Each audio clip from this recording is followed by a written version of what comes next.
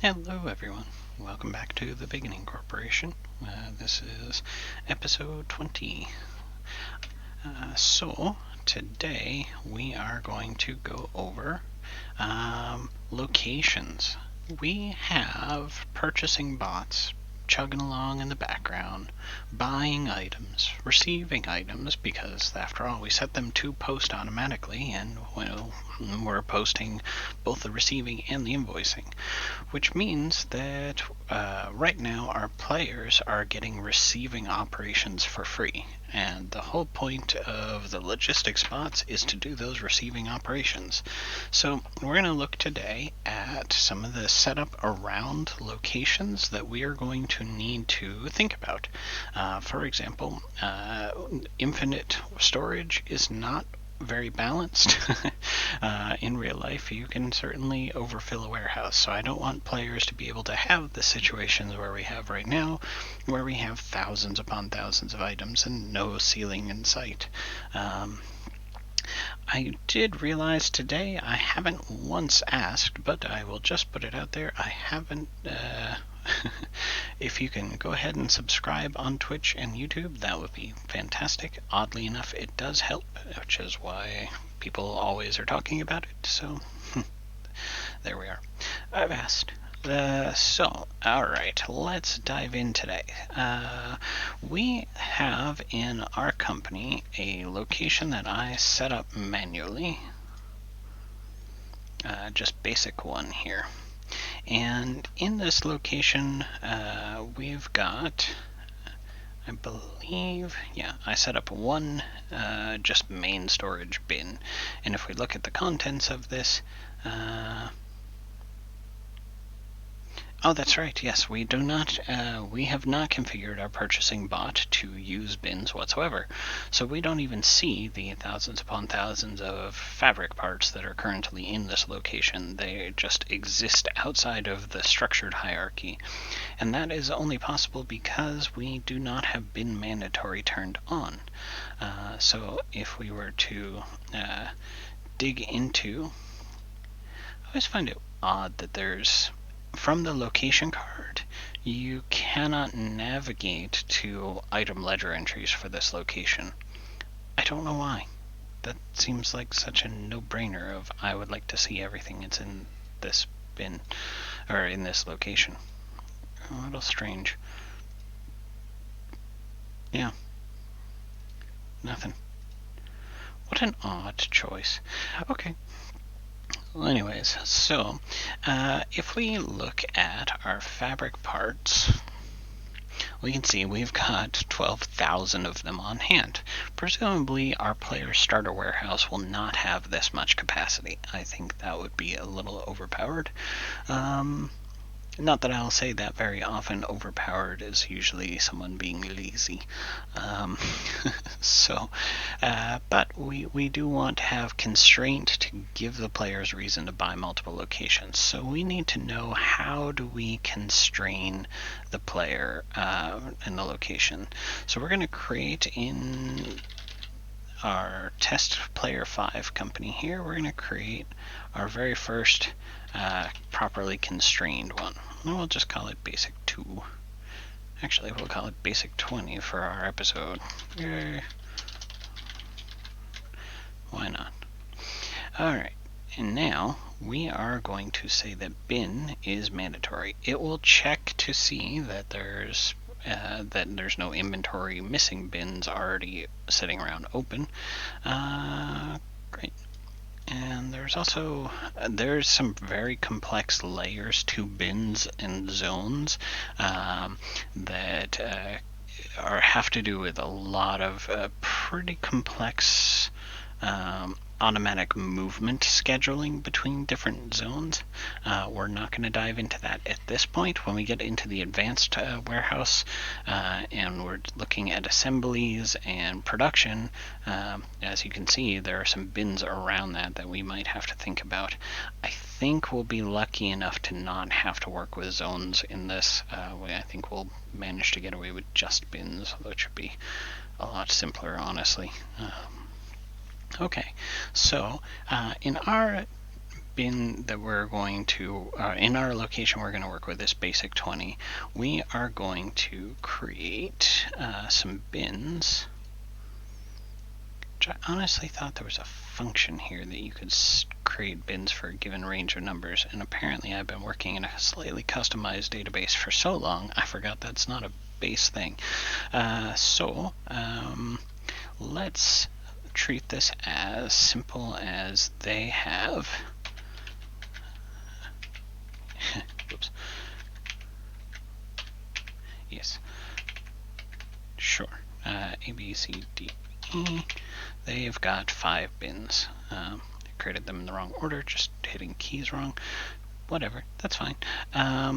So for these bins, we want to specify a capacity limit to them. And as you can see, there's no column for that, and there's no drill down that brings us to any setting that controls that either. A little bit of a frustration here that we will have to personalize this and add maximum cubage. I'm going to go with cubage rather than weight. There's no effective difference from the perspective of how we would handle this. Either would work, but I am going to say that each of these can store up to 100 cubic somethings. Hamsters. 100 cubic hamsters. Sure. There's no unit measure system for this. The complexity is not so high that it can handle different units of measure on your cubage. It's just a numeric value, and it's not used in a whole lot of ways. So let's test out if we try to receive more than 100 cubic somethings into this bin, will it give us a warning? And it will only do so if we go set the cubic space that is taken up. And I'm going to use our metal parts for today, so that way we have a clear insight into how many parts are involved here. Since this is currently 0 on hand, I think it'll be a little clearer. And that comes from our units of measure, which I am still getting used to the ribbon. It took me a long time to get used to the RTC, and I eventually grew to like it quite a bit, so I'm not complaining. So I think for simplicity's sake today, let's just say a single each is 1 cube. Now, admittedly, if this is supposed to be cubic meters, a cubic meter of metal parts is pretty heavy, but whatever. We'll pretend we're in Minecraft, sure. So if we create a purchase order,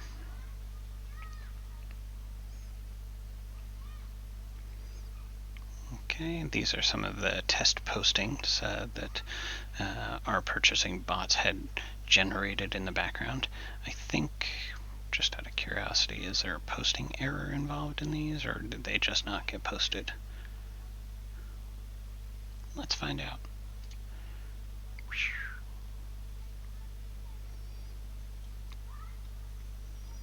I think they just didn't get posted. No. Inventory value. Okay. So in this case, our newer purchasing bot, when we created the vendor, we didn't create the location code. So this is not getting a location code, so we're missing inventory posting setup. Okay. Just for curiosity's sake, I would like to see something in the bot error log about that. Yes. Beautiful. Okay, good. So at least as system administrators, we would have been alerted to the fact that the inventory count was missing. So that's good. Speaking of which, it would really help to fill in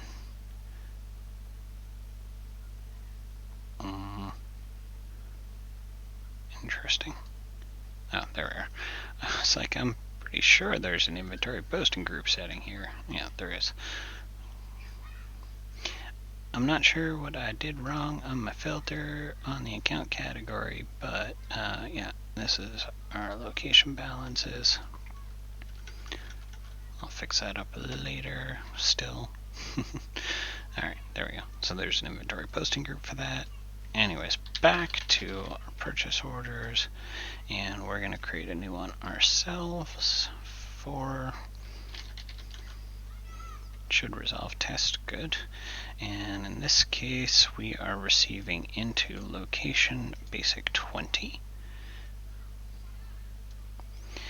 Now, we're going to receive some metal parts, and I want to see what happens if I say, well, first of all, we're going to try to receive 102 of these, and we're going to try to receive them without any bin whatsoever, just to the location.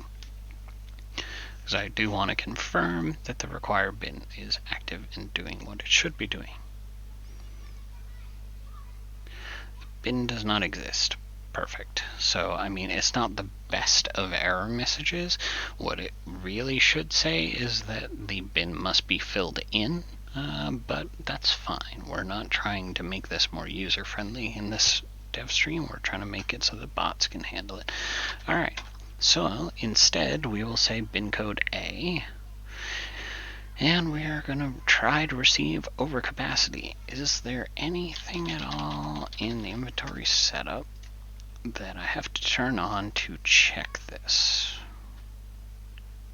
No, but I should turn on location mandatory. That will help. Okay. Interestingly, I also don't have automatic cost posting, so that's something I should fix. Not gonna address that right now, but no setting about capacity checking. Okay, let's see what happens. I want to see an error message. I'm not getting an error message. Dun dun dun. Okay, so that's inappropriate. Would be the best way to put it.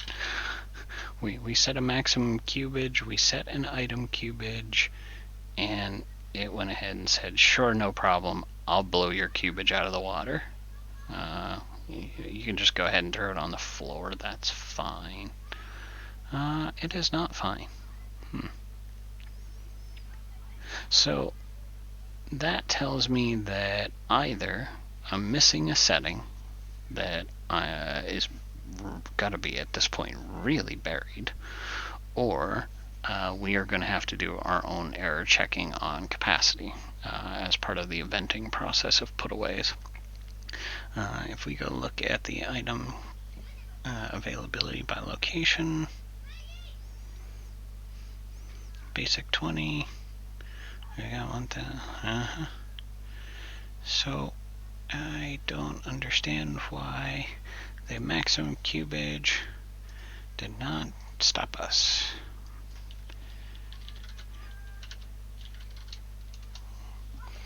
And you better believe I am throwing a quick search on that just to see if there is anything I am missing.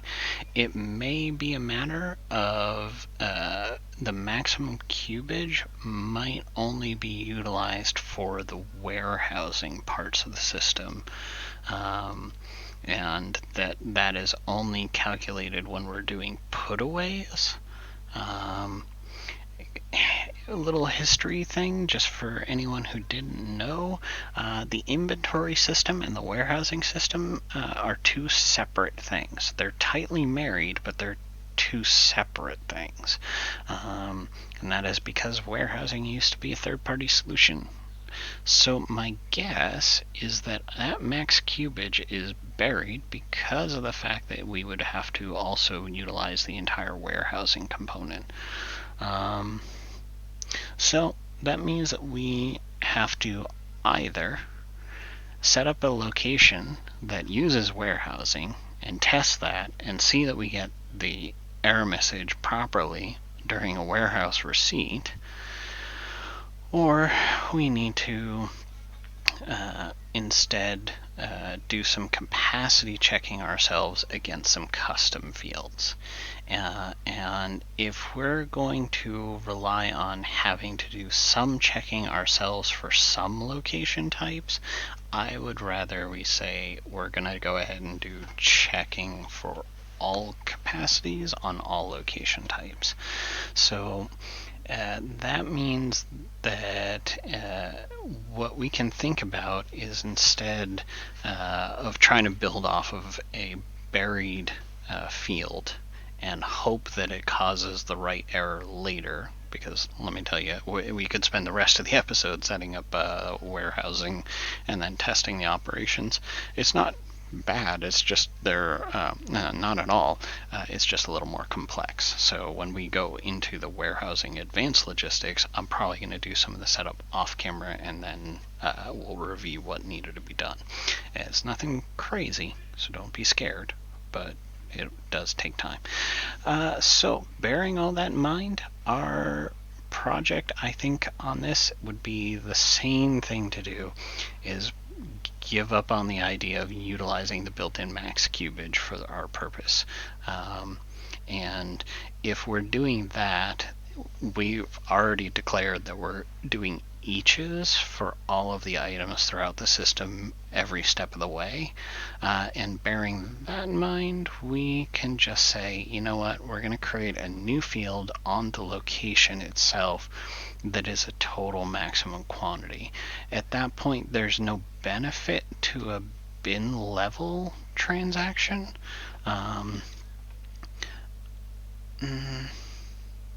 Do I want to do that? I'm just trying to think back to our specification, and when we start looking at the advanced handling, are we going to be okay if we utilize just one bin? You know, if we need to set up multiple bins in the advanced scenario, that's fine. We don't have to put any constraints on the bins. We can go ahead and pretend those are dynamically allocated space, because after all, these are bots. They don't care. Then we can still do the total capacity check on the entire location. Let's do that. Alright, well, unfortunately we could not rely on cubage because it will not help us for our basic. So, bearing that in mind, is there anything that we need to show to the player at this point? Not really. I'm thinking, however, we will, much like our items and vendors, we're going to want to create a new fast tab under General for player settings. And we will show the non-editable capacity. I'm almost inclined to see if we can give them a flow field to show current capacity from the item ledger entry, because why the heck isn't that here? And then later, when we potentially give the possibility to assign upgrades, they can put that in there, and we can even do a flow field to the logistics bots that are assigned to this location. Oh, and we're going to need a maximum bot capacity on locations, so that pretty cinches that. Let's do locations. Away we go. Okay. So, we are doing a core extension to our location. I need to double check. I'm pretty sure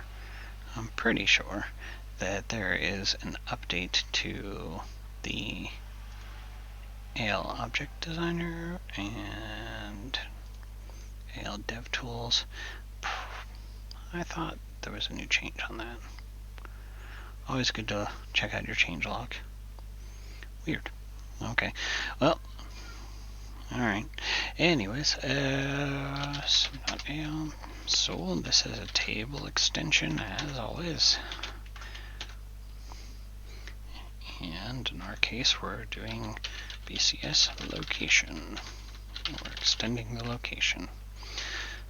Nice and simple there. Yeah, there's a lot of powered scooters and bicycles that are pretty loud. Fingers crossed that they're not being too picked up by this. I'm baffled. What? Why are we not getting intelligence on our field number? Is it just because I haven't saved yet? Let's find out. Okay, well, when things are being weird in your Visual Studio Code environment, step 1, let's close it, reopen it.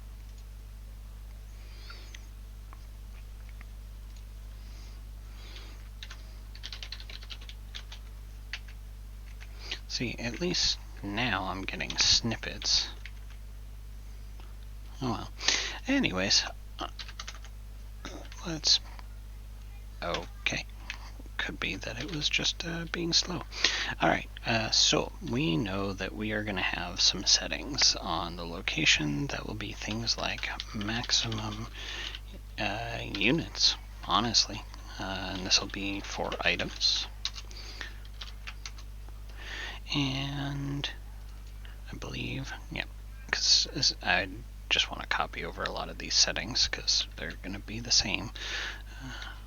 If you copy the brackets, you have to replace the brackets. Maximum units. Oh, okay. Well, let's keep the language the same as we do on the items. Although their stock implies the how many to keep. Well, so let's keep the language a little clearer. 8001. Let's have maximum bots. This will be an integer. We don't need decimal places.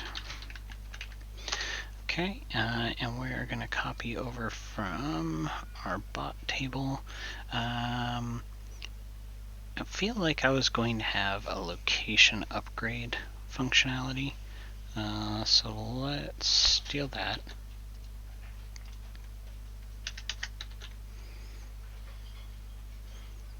And I'm pasting into the wrong table. Keep track of your tabs, man. Keep track of your tabs. 8002.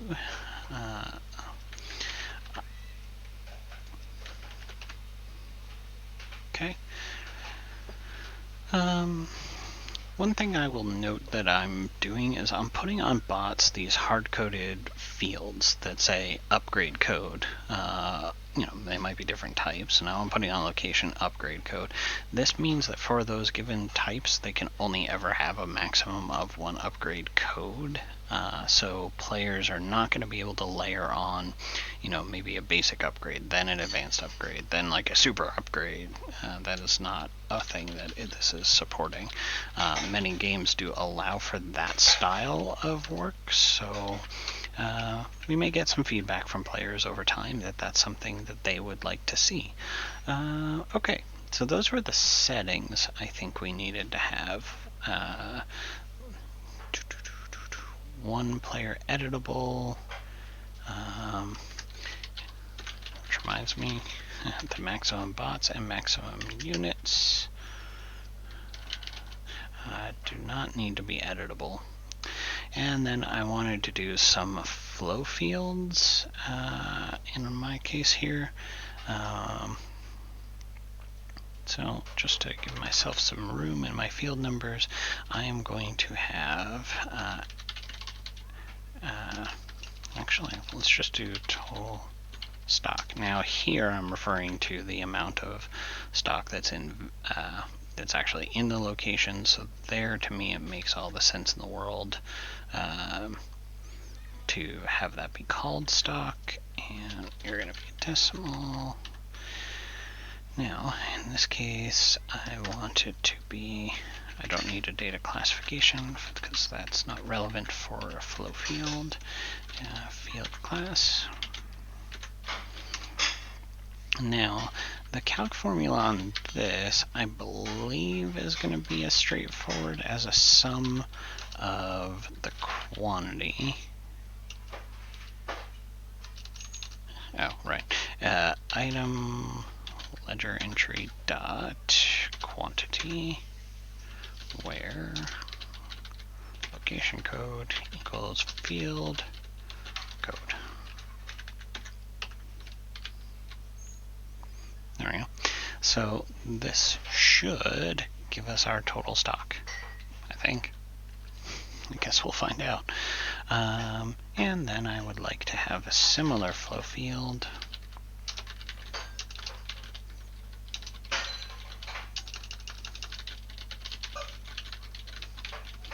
And this will just be a count of how many bots. As an interesting aside, I don't know if I mentioned it before, flow fields, it's often a very good idea to mark them as non-editable. There are some funky behaviors that you can get when you do flow fields against things, and the user can change it. The system may try to auto-generate some transactions to create the delta. So if the flow field says 50 and they say 20, there may be scenarios where it tries to generate a negative 30 to reflect the user entry. I'll have to look into exactly assigned boots. I'll have to look into exactly what the scenario is for that.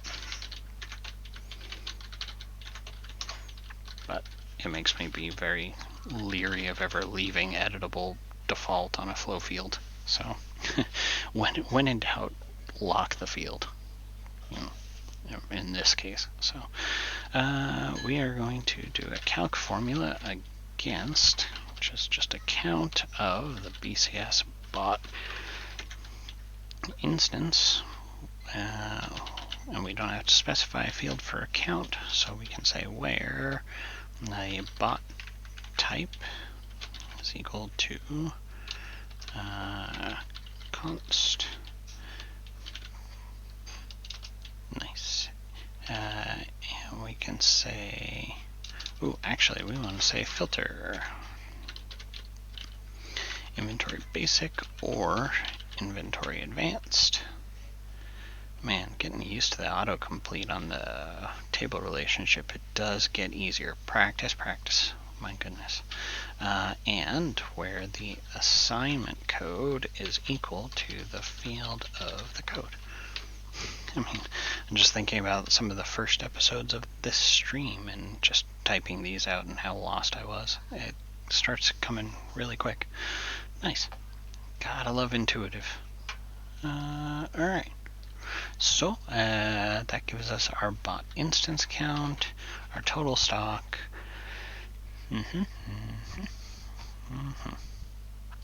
Alright.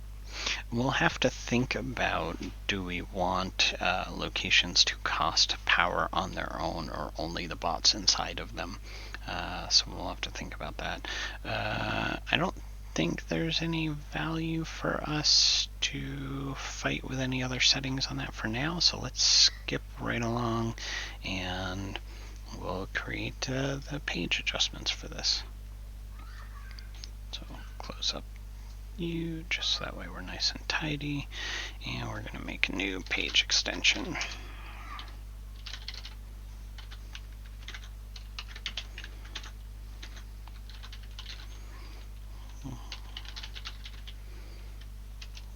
Yes, inventory card. Let's do the list first, because I think there's some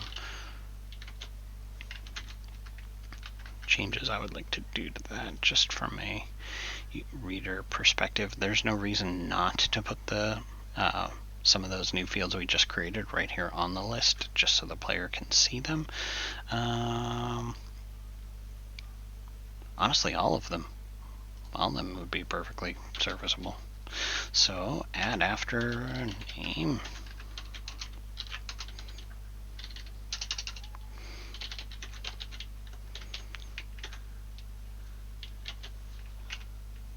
Okay, so let's see. I think first and foremost, before anything else, we'll do upgrade code, because that potentially can affect the other things. Let's do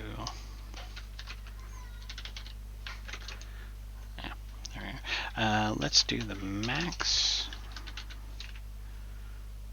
bots, then the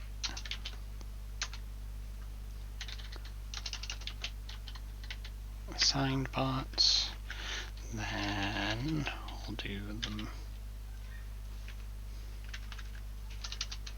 I keep not doing the autocomplete in the right order there. There we go. Then we'll do maximum units and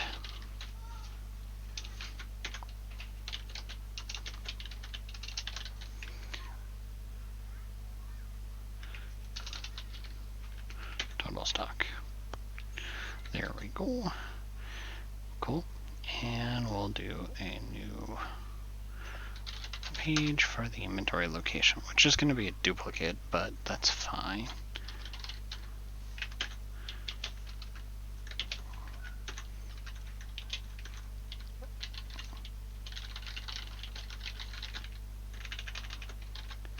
Okay. Great. So we're going to add after the general, which I think is just location on the location. Whoop. I already did the list. Being very distracted by myself today, apparently. Happens. Alright, so we have a general tab. I wish I understood the inconsistency between the cards. So location, we have general, but on item, the same tab is replaced with item. I'm not sure what I don't know why. I suspect just no one has thought to fix it. Okay. Great. And we've already got editable things and controls set down in the table level, so we're all set there. We've got captions set in that level, so we're all set there too. Great, great, great. Okay, so we will publish and get out of there. And it's our first publish of the episode, so it'll take a moment. Yes, I would like that update, but not while I'm on camera. Virtual camera. And as we talked about, F5 now refreshes the data, not the page, which is good, but not so great for us. So, location. Okay, so now we can see all of our new columns have arrived, and from the inventory list we're getting a total of how many units are in storage. Now for many companies they would probably love to have this, but there are definitely performance considerations to think about. When you do get 10 years of ledger entries and you load up this list, this could be an enormous amount of data for the system to crunch through. So this is probably something that many companies would ask for, and I would say you can promise tentatively with a lot of asterisk on that one. Like, might make this list very slow. So, okay. Alright, so now we have this, and we did not give our group the caption, which made that malfunction. Actually, no, we forgot to make a group entirely, which has some interesting effects on the layout. So these fields are trying to take up the same amount of space as the group that we're adding after. So let's fix that little error. Always fun to see what some goof-ups look like, frankly. Because sometimes the pages render in interesting ways and you learn, oh, that could be fun. So let's call this group name player info, sure, player info, and we'll caption it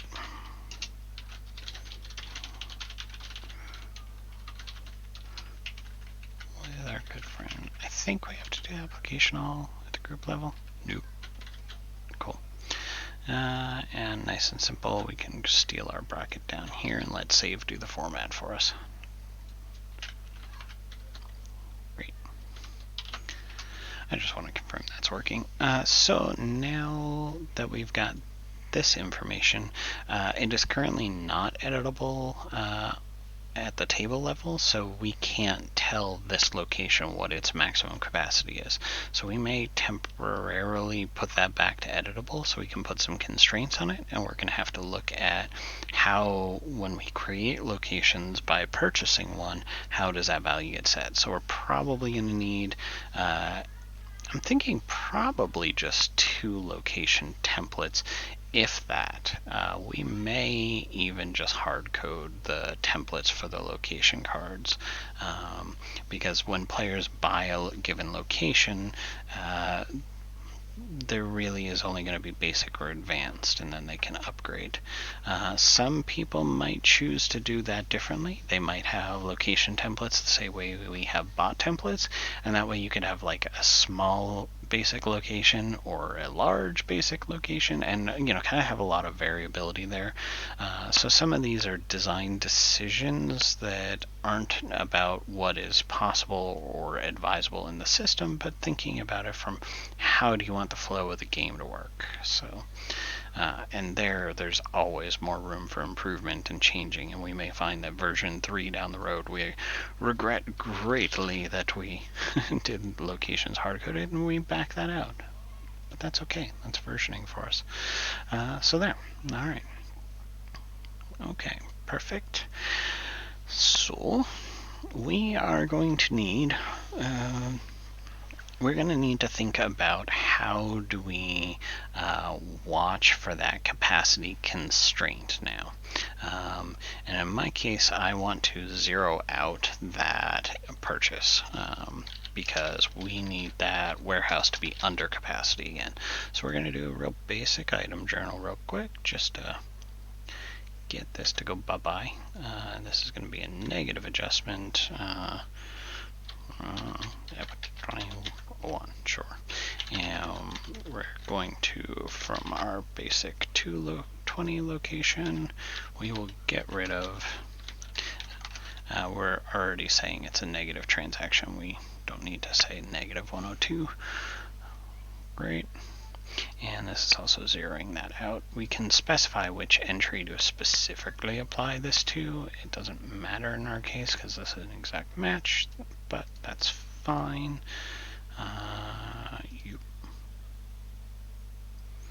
There we go. So we're going to need to think about the receiving process a little bit, and when we do a post of the reception, we need to do some checking of things. Before I go yammering down that road, let's make all of our fields temporarily editable. There's no benefit to having them locked up right now, even though, well, it doesn't matter on the flow fields, does it? But these settable values, we want them to be something we can set, just so that way we can test against that. So let's see if my Object Explorer here will cooperate today. I would love for it to.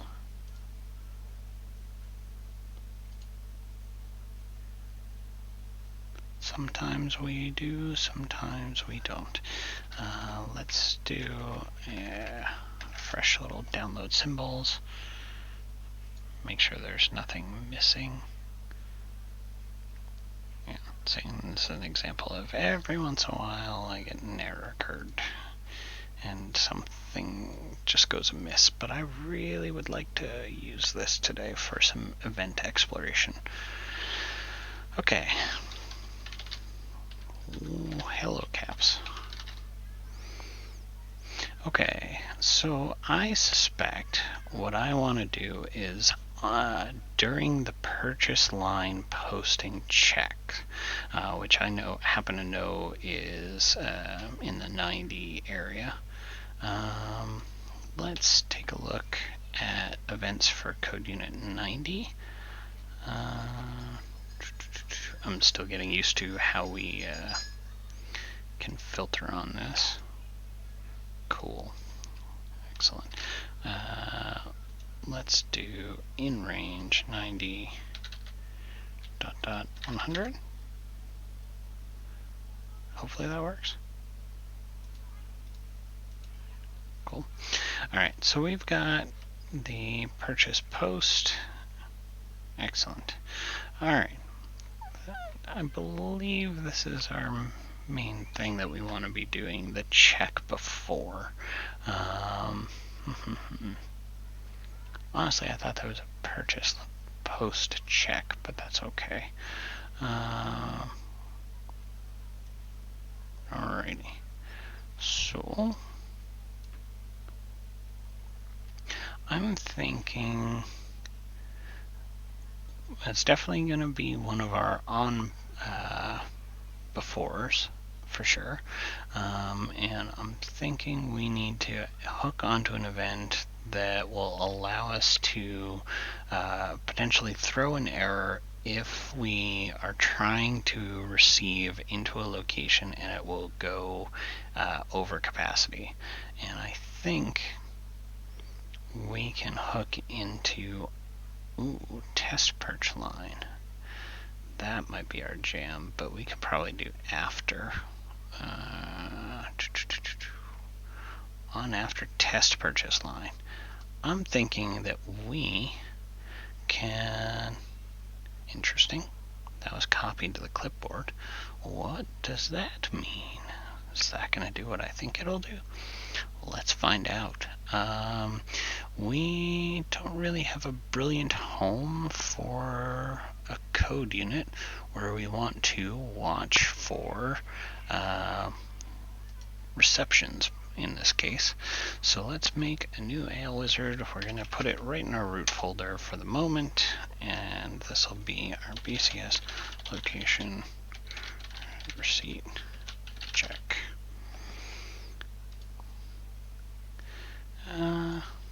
Let's call it location checks, because maybe we'll do more than just receipts.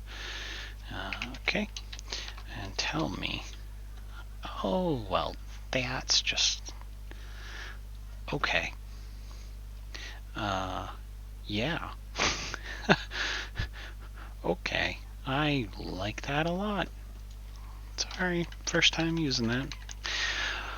Alright, so on after test purchase line, when we are trying to post a purchase order, it's going to hand us the header, the line, and whether or not we're doing any sort of warehouse transactions.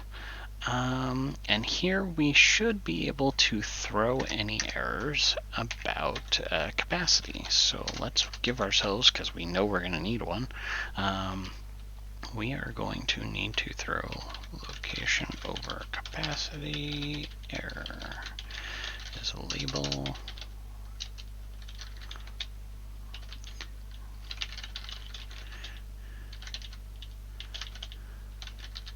Sure.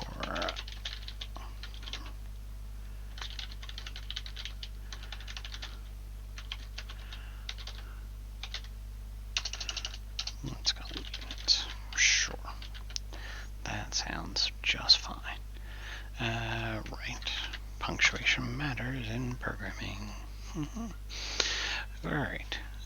So now we've got the error that we're going to throw, and we know that up here in this procedure, it's interesting formatting. When I save, does that... Yeah, that's an interesting format. So procedure with a whole long list of vars, parentheses at the same level as the procedure declaration, then indented. Neat. Alright. I like it. It's quite readable. It just takes some getting used to. It's going to continue to exacerbate my remembering to use begin ends, not brackets and braces and parens, but sure. We know that we are going to be dealing with locations.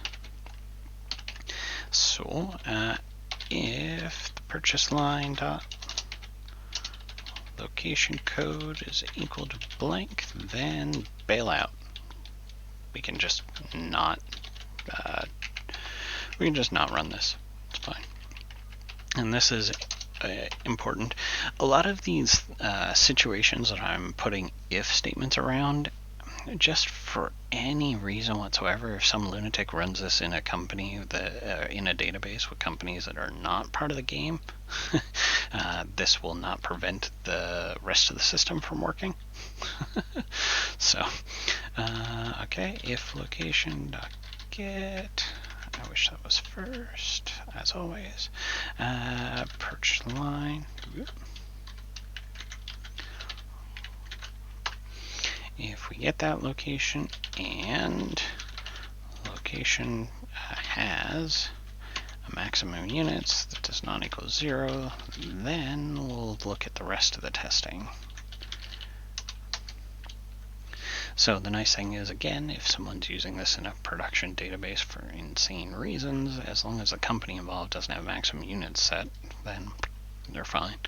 That's part of why I'm labeling all those groups as like player or something. It should stand out if someone put this into a system and something is going bonkers. Okay, so then we can call our good friend calc fields on total stock. And nice and simple now, if location total stock plus the perch line dot quantity to receive is greater than our location maximum units, throw the error. Nice and simple. And because we have good error handling going on our bots, we don't have to worry about throwing an error and having rollback problems, etc., etc. So we will be nice and we will give the system administrator some idea of what just went on, which location code, what the location's capacity at the time of this error is, and what the amount we were trying to add was.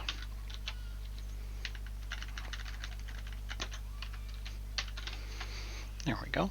Okay, so now we've got basic error checking on our locations. Cool. I dig it. Let's see if that works. I did hook onto an event that seems logical and seems right, but that's a gamble. We have the need to go set those fields on the location real quick. Locations. Okay, so maximum units on you. We're just going to repeat the same experiment. We'll put a 100 cap on it, and I will say this location supports a maximum of 4 bots. Let's call it. Why not? It's totally arbitrary. There's no logic behind it. Okay, so now we can go to purchase orders.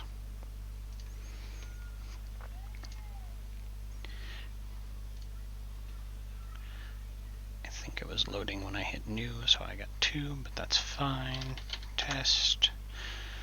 And we're gonna once again do some metal parts because those have cubage set on them. We do not want location 1, we want basic 20.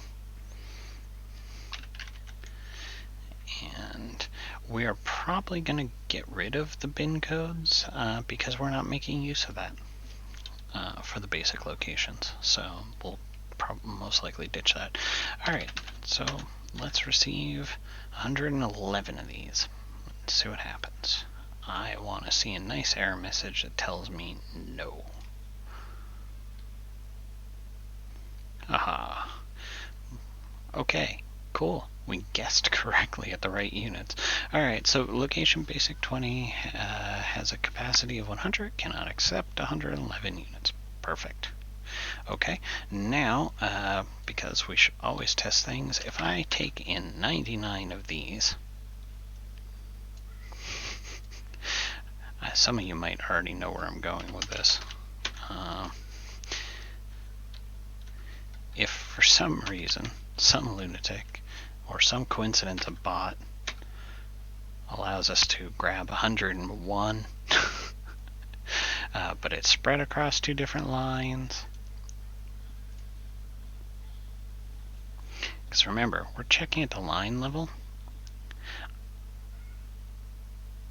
Nice.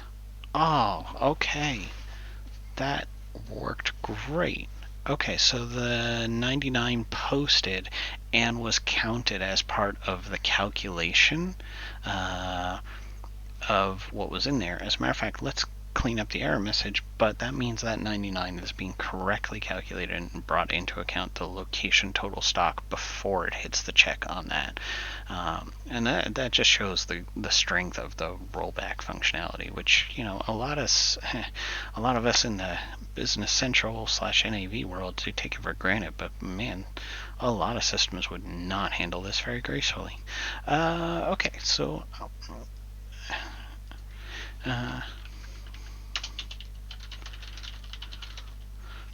for already in stock. Sure. It's a little chatty, but yeah, let's go with it. And we'll do location total stock.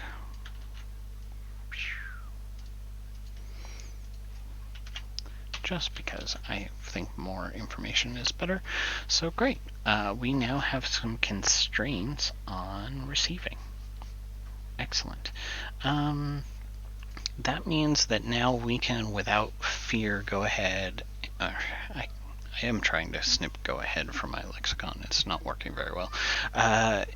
We can update our purchasing bots to stop posting, because the first step of the posting process is receive, and we want to move that functionality off to the inventory bot, basic in this case. And then we probably will have the purchasing bot swing back to do the posting of the invoice side of things. Invoicing from the perspective of our system is not as critical, but it still needs to happen. So if we look at our dispatcher flow, just quick checking here. Okay, so purchasing happens before the inventory bots do. That means that we can't receive and then invoice with this as our workflow. There's mixed bag around that because I don't want to move purchasing down and have it do the invoicing after the receiving, because then the purchases technically won't show up till the next day. Oh, actually, you know, that sounds pretty good to me. Yeah, that would potentially make a lot more sense. Okay, we're going to change our order of operations a little bit here. All of our internal operations happen first. All of our sales happens next, getting the inventory out, and then finally we get into the bringing more goods in at the end, and before research and marketing, because those are just prospect related things. Before the by having this at the end, the replenishment system can take into account everything else that the assembly and manufacturer sales has done. The purchasing bots can potentially do the invoicing operations, which are not going to count towards the operations per day, by the way. This is just bookkeeping for the sake of bookkeeping, and we need the revenue. We need the revenue deducted correctly. But that'll mean that when the purchasing bots buy stuff, it always shows up the next game day. And I think that's actually better. I like that better. The sales bots, the same sort of story, in that when a customer calls in and whatnot, virtually speaking, and then we fulfill the order the very next day. It's the first thing we do, but it's the next day. I like that. And then the invoicing happens after the stuff has been shipped. Great. Yeah, actually that makes a lot more sense. Move around the goods, make the goods, sell, buy replacement. Okay. Okay, so what I'm going to do as part of purchasing is we are going to change the post functionality. Right now we are up here as we are creating each of the POs right now. We post them pretty much immediately, and we're doing that as part of okay, we're not doing that as part of the operation code, which that's okay. That's good. We shouldn't be doing posting as part of operations, so that's fine. What we can do instead of this process here, where we're looping through what has been created today to try to post it, is we can try to do a posting routine that posts anything that is quantity received but not invoiced. I don't think there's any built-in function we can hook onto that. Let's test a couple things here. So 379, we're gonna post receive, and 380 we're gonna post receive. I'm curious to see, boy, that gets fast once it's done at once. Okay, so now both of these have been received but not invoiced. I'm just wondering if we come in here and we say post batch, and we say only do the invoice, and we remove the number filter, and we just say, you know what, all the purchase orders, try to invoice them. Will it just post to 379? That's our first one. 380, and then it tried to do all the others, but it couldn't. There is nothing to post. Okay, so we get a lot of error messages, and I think that would drive me bonkers as a system administrator. So we're going to need to identify which purchase documents that are going to be posted on a given day. So nice and easy. Our step for tomorrow will be to create the framework for the inventory basic bot to do the post receipts of all of our receivable purchase orders. And then, oh, you know what? We have a stupidly easy, the bots leave them open. Yeah, that would work. The bots leave these open. When we post the receipt, they go from status open to status released. Boop. There we go.